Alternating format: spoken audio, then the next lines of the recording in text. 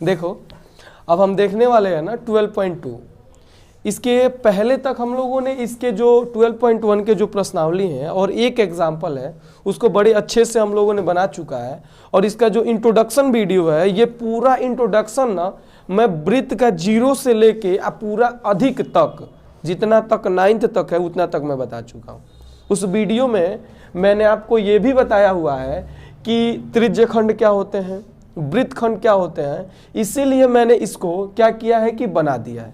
ठीक है, अब बनाने के बाद देखो सबसे बड़ी बात कि हम लोग पहले वृत्तखंड देखे हुए हैं और तब जाके त्रिज्यखंड देखे हुए हैं। लेकिन मैं पहले त्रिज्यखंड लिखा हूं क्योंकि जब तक त्रिज्यखंड का फार्मूला आपको नहीं पता रहेगा ना तब तक वृत्तखंड आपसे नहीं आएगा।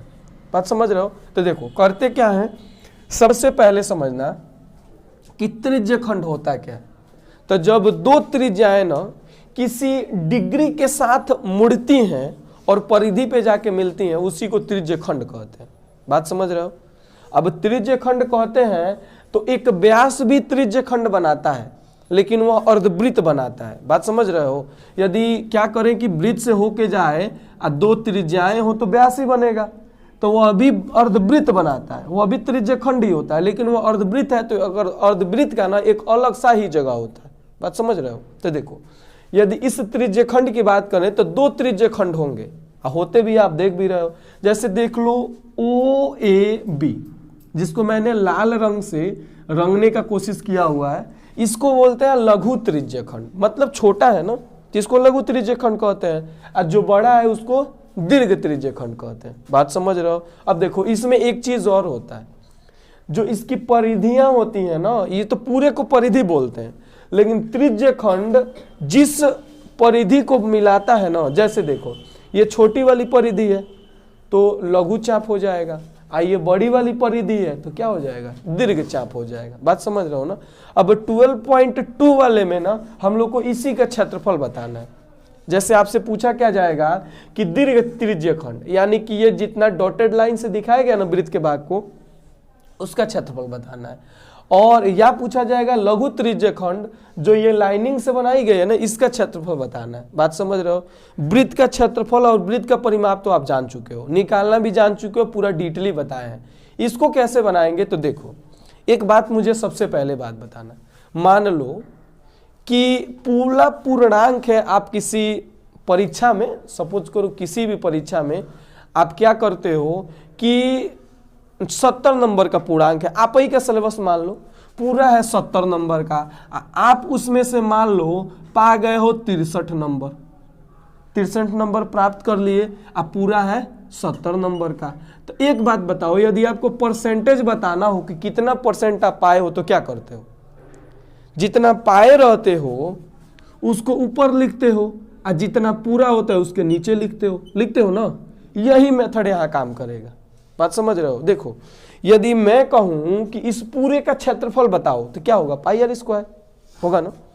इस पूरे वृत्त का क्षेत्रफल मैं पूछूं तो क्या होगा, πr²। अब एक बात बताओ कि यदि किसी केंद्र पे पूरा ऐसे घुमा दिया जाए तो कितना अंश का कोण बनता है? 360 अंश का बनता है ना, 360 अंश का। तो जब 360 अंश का बनता है तो हम लोग को पूरा तो 360 पता है, अब बस ये डिग्री हमको पता चल जाए कितना है तो फिर क्या करेंगे, बना लेंगे। देखो कैसे बनाएंगे। सबसे पहले मैं इन दोनों को लिख देता हूं। क्या लिखेंगे? लघु त्रिज्यखंड का क्षेत्रफल। क्या होता है लघु त्रिज्यखंड का क्षेत्रफल? लघु त्रिज्यखंड का क्षेत्रफल देखो, तो मैं जैसे बोला हूं पूरा कोण हमारा कितना अंश का होता है, 360 डिग्री का ना। मान लो पूरा मान लो का होता है ये 360 डिग्री का। सपोज करो कि जो हमारा ये त्रिज्यखंड बना है ना, ये बना है थीटा से, 10 अंश 20 अंश 25 अंश 30 अंश कुछ भी बन सकता है। मैं इसको ले रहा हूं थीटा। क्या बन गया? थीटा। तो थीटा हम लोगों ने पाया, अब पूरा है 360। अब उसके बाद क्षेत्रफल का भाग हो गया ना, तो क्या कर देंगे, πr² हो गया लघु त्रिज्यखंड का क्षेत्रफल। बात समझ रहे हो? तो ये तो हो गया लघु त्रिज्यखंड का θ/360 डिग्री πr²। ओके, थीटा कर लेना 360 डिग्री। अब देखो ऐसे ही दीर्घ त्रिज्य खंड का निकालना होता है। कैसे निकालते हैं? यदि आपको अब यह कोण पता है, जो ये कोण बच रहा है, देख रहे हो ऐसे, ये बड़ा वाला कोण यदि आपको पता है तो वही करो, theta by 360 pi r square. और नहीं तो मान लो ये छोटा वाला कोण पता है, तो एक बात बताओ, जैसे आपको पूरा दिया हुआ है 18, सपोज करो आपको प्राप्त है 3, तो बचा हुआ कितना होगा? 18 में से 3 घटाओगे ना, तभी तो 15 होगा। तो वही काम करेंगे, पूरा हमको है 360, आइए हमको थीटा पता है, तो 360 माइनस थीटा करेंगे तभी तो आएगा ना। तो क्या करेंगे, लिखेंगे दीर्घ त्रिज्य खंड का क्षेत्रफल, अब बराबर हो जाएगा क्या? देखो अब पूरा है हमारा, देखो अब 360 है ना पूरा, तो 360 में से इस थीटा को घटा देते हैं, तो हमारा ये वाला बड़ा वाला बच जाएगा। अब बटा पूरा कितना अंश है? 360 ना, अब पाई आर स्क्वायर। ये दीर्घ त्रिज्य खंड का क्षेत्रफल होता है। आप एक फार्मूला और लगा सकते हो। एक बात बताओ, यदि आपको पूरे वृत्त का क्षेत्रफल पता हो और इस छोटे वाले त्रिज्य खंड का क्षेत्रफल पता हो, तो पूरे वृत्त में से इसको घटा दोगे तो ये वाला बड़ा वाला जो त्रिज्य खंड है उसका क्षेत्रफल आ जाएगा ना। तो इसका एक और फार्मूला बना सकते हो, क्या? वृत्त का क्षेत्रफल माइनस लघु त्रिज्य खंड का क्षेत्रफल, लघु त्रिज्य खंड का क्षेत्रफल। बात समझ रहे हो? ये अदा कदा कभी यूज आता है, जानते हो कब? कभी कभी ना क्षेत्रफल हम लोग निकाल लेते हैं, जैसे जब बड़ा प्रश्न आता है ना तो क्षेत्रफल हम लोग निकाल लिए रहते हैं, उसका लघु त्रिज्य खंड भी निकाल लिए रहते हैं, दीर्घ पूछ लेता है, तो क्या जरूरत है ये फार्मूला लगाने की, डायरेक्ट लगा लेंगे, समझे? तो इसी तरह देखो, अब एक बात और समझो, तो इसी तरह हम लोग लघु त्रिज्य खंड भी निकाल सकते हैं। कैसे? मान लो कि पूरा वृत्त का क्षेत्रफल पता है, दीर्घ त्रिज्य खंड का पता है, तो फिर उसमें से घटा देंगे वृत्त में से, तो आ जाएगा। लेकिन ये ज्यादा कारगर सिद्ध होता है। अब देखो सेम इसी तरह चाप की भी जरूरत पड़ती है, चाप की जरूरत पड़ती है। तो चाप मतलब परिधि। मान लो आपसे पूछा जाता है कि जो AB है वो AB चाप है, उसका कितना चाप बनता है, चाहे कितना परिधि वह घेर लेता है। बात समझ रहे हो? तो यदि ऐसा पूछा जाता है तो आप क्या करोगे? इसके लिए आपको फिर वही काम करना पड़ेगा ना। क्या लिखो? लघु चाप, लघु चाप चाहे लघु चाप का परिधि क्या होगा, वही सेम काम। एक बात बताओ, पूरा कोण कितना है? 360 ना, तो 360 बटा, अब ये कोण कितना है? थीटा ना, तो देखो 360 नीचे रहेगा और थीटा, तो थीटा बाई 360। अब बताओ परिधि का फार्मूला क्या होता है? 2 पाई आर। जैसे वृत्त में किए थे पाई आर स्क्वायर, उसी तरह इसमें हो जाएगा 2 पाई आर। क्या हो जाएगा? 2 पाई आर। बात समझे? तो दीर्घ का निकालना होगा तो क्या करोगे? सेम वही बात, 360 माइनस थीटा बाई 360 और 2 पाई आर करते हैं वही। दीर्घ चाप अब बराबर, अब पूरे में से 360 में से जितना कोण हमको पता है उसको घटा के 360 से भाग कर देते हैं, क्या हो जाएगा? 2 पाई आर। बात समझे? इसमें मेन जो है 4 फार्मूले हैं हमारे। ये एक टाइप के 2 फार्मूले हैं, दूसरे टाइप के 2 फार्मूले हैं, 4 फार्मूले हुए। समझे? इसको कर लोगे ना, इसमें कोई दिक्कत नहीं होना चाहिए। यही हमारा पूरा प्रश्नावली ना ये बनाएगा हमारा। बात समझ रहे हो? इसी से बनाएंगे, करना कुछ नहीं है। थीटा आपको दिया रहेगा। रही बात त्रिज्या की, तो कभी क्षेत्रफल दे देगा, कभी परिधि दे देगा, तो परिधि से क्षेत्रफल निकालो ना, तो इससे निकालो। कभी कभी तो पूरा व्यय दे दिया रहता है, जैसे पहला एग्जाम्पल आपको याद है, समझ रहे हो ना? तो वैसे ही अब देखो, यदि इतना क्लियर होता है, देखो मैं चाहता तो केवल फार्मूला लिख के और आपको कह देता याद कर लो, लेकिन याद करने से जरूरी ना समझना है। एक बार समझ लिए तो फिर ये जरूरत ही नहीं है याद करने की, समझे? इस तरह देखो, मान लो कोई एक्स्ट्रा क्वेश्चन आ जाए जो हमारे सिलेबस से थोड़ा सा अलग है, तो इस तरह समझे रहोगे तो बना लोगे आराम से। बात समझ रहे हो? मान लो मैं आपसे पूछता हूं कि जो बेलोरो हो चाहे कोई 4 व्हीलर हो, उसमें एक देखते हो ना पानी ऐसे ऐसे करने वाला होता है। अब मैं पूछूं कि एक बात बताओ, 5 सेंटीमीटर लंबा एक है, उसको क्या करना है, कितना क्षेत्रफल तक वह पानी साफ कर लेगा। ऐसा क्वेश्चन दिया भी है हमारी प्रश्नावली में। तो एक बात बताओ, इसके लिए भाई हमको तो त्रिज्या पता है, अब क्षेत्रफल का मतलब हमको अर्धवृत्त चाहिए ना, तो अर्धवृत्त का क्षेत्रफल निकाल लेंगे। तो इस तरह करेंगे हम लोग, बात समझ रहे हो। तो देखो अब क्या है हमारा वृत्तखंड। वृत्तखंड क्या होता है इसको समझो पहले।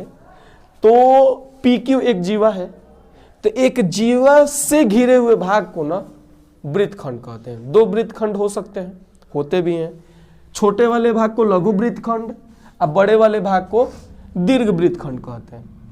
निकालते कैसे है क्षेत्रफल इसका, तो देखो निकालते इस प्रकार है, ये ना डायरेक्टली जिस तरह इसमें क्षेत्रफल निकाले थे ना, तो वैसे डायरेक्टली नहीं निकलेगा। कैसे निकलेगा, तो देखो निकलेगा इस तरह। सबसे पहले इसको ना त्रिज्य खंड में बदलना पड़ेगा, बात समझ रहे हो। देखो कैसे त्रिज्य खंड में बदलेंगे। ये हमारा केंद्र है ना O, पहले O को P से यदि मैं मिला दूंगा तो एक बात बताओ, इसको O को Q से मिला दूंगा तो एक त्रिज्य खंड आपको दिख रहा है। इस लाइन को PQ को भूल जाओ, तो ये पूरा मतलब इस तरह करने पर अब OPQ ये पूरा एक त्रिज्य खंड दिख रहा है ना, जिस तरह इसमें एक त्रिज्य खंड दिख रहा था वैसे दिख रहा है ना त्रिज्य खंड। अब देखो हमको क्या चाहिए, तो हमको चाहिए इसका क्षेत्रफल।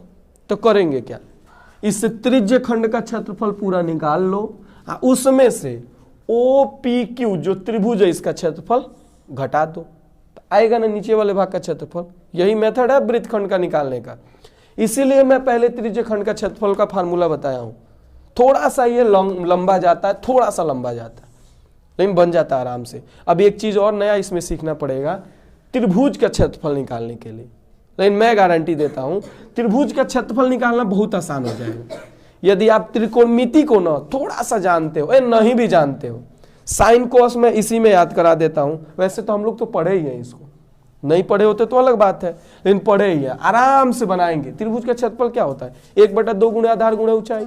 कभी कभी तो ऊंचाई हमारे सामने दी रहेगी, कभी कभी निकालना पड़ेगा ऊंचाई को, आराम से निकाल लेंगे। देखो क्या होता है, मैं इसको अलग कर दे रहा हूं पूर्ण लघु वृत्तखंड, लघु वृत्तखंड का क्षेत्रफल। मैं एक बात आपसे पूछ लूं थोड़ा सा कि ये जो फार्मूलाज हैं ये आपको क्लियर हो चुका है ना, इसमें कोई दिक्कत नहीं ना है। यदि इसमें कोई दिक्कत नहीं तो इसमें भी दिक्कत नहीं आने वाला, इतना जान लेना। यदि इसमें दिक्कत है एक बार फिर रिवीजन करके वीडियो को देख लो। आप वीडियो को बैक करो 5 से 7 मिनट और उसके बाद फिर देख लो, क्योंकि जब तक ये क्लियर नहीं होगा ना इसमें तो दिक्कत होना है। देखो क्या होगा, तो लघु वृत्तखंड का फार्मूला मैं बोला हूं ना, पहले त्रिज्य खंड का फार्मूला निकालेंगे। क्या लिखेंगे, लघु त्रिज्य खंड का क्षेत्रफल। मान लो जब तक क्षेत्रफल नहीं निकालेंगे, अब सोच लो यदि वृत्तखंड का क्षेत्रफल पूछेगा ना तो लघु त्रिज्य खंड का भी क्षेत्रफल निकालना पड़ेगा, माइनस त्रिभुज का क्षेत्रफल। अब देखो इस दोनों के क्षेत्रफल को ना हमको निकाल के घटाना पड़ेगा, तब जाके होगा। तो एक बात बताओ, चलो ये तो ठीक है, लघु त्रिज्य खंड का क्षेत्रफल आप निकाल लोगे, त्रिभुज का क्षेत्रफल आप निकाल लोगे, लेकिन अब इसको यदि निकालना हमको, ये जो दीर्घ वृत्तखंड है, तो दीर्घ वृत्तखंड क्या हो रहा है। अब जो हमारा दीर्घ वृत्तखंड हो रहा है, इधर समझना, इसको मैं थोड़ा सा ठीक कर दिया हूं। तो एक बात बताओ, अब दीर्घ वृत्तखंड ये हमारा पूरा ना होगा ऐसे, जिसको मैं रंग रहा हूं, आप देख रहे हो, तो ये ना होगा, तो इसमें तो त्रिज्य खंड भाई आ ही नहीं रहा है। अब फिर दूसरा त्रिज्य खंड बनाना पड़ेगा। तो देखो इसके लिए क्या करेंगे, जो हमारा वृत्त है ना इसका क्षेत्रफल निकाल के लघु वृत्तखंड का क्षेत्रफल घटा देंगे। अब देख लो, लघु वृत्तखंड के लिए पहले ये चाहिए हमको, उसमें से वृत्त का क्षेत्रफल निकाल के घटाएंगे। बात समझ रहे हो, तो वही मैं बोला हूं, थोड़ा सा बड़ा होने वाला है। देखो क्या होगा, दीर्घ वृत्तखंड का क्षेत्रफल बराबर, देखो वृत्त का क्षेत्रफल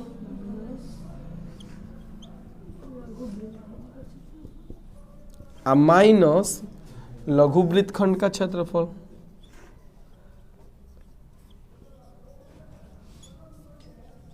बात समझ रहे हो ना? देखो तो इस तरह करके देखो, लेकिन धैर्य के साथ बस समझ लेना है, इस चित्र को समझ लो आप कि ऐसा जब भी आए आपको कोण यहां ज्ञात होगा, कर लेना है, दिया रहेगा, समझे?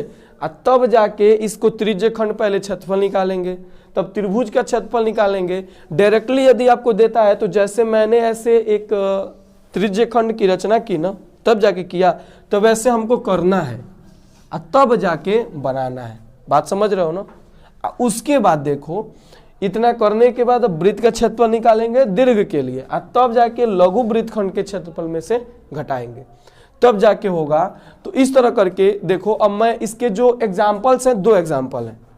पहला एग्जाम्पल है त्रिज्य खंड निकालने वाला, दूसरा एग्जाम्पल है वृत्तखंड निकालने वाला। लेकिन मैं डायरेक्ट प्रश्नावली को स्टार्ट कर रहा हूं क्योंकि उसमें भी सेम ही प्रश्न है। आप एग्जाम्पल को सॉल्व करना, यदि दिक्कत है तो कमेंट कर लेना, पूछ लेना मुझसे, मैं बता दूंगा दूसरे तरह से। लेकिन अब मैं स्टार्ट कर रहा हूं प्रश्नावली को, ठीक है?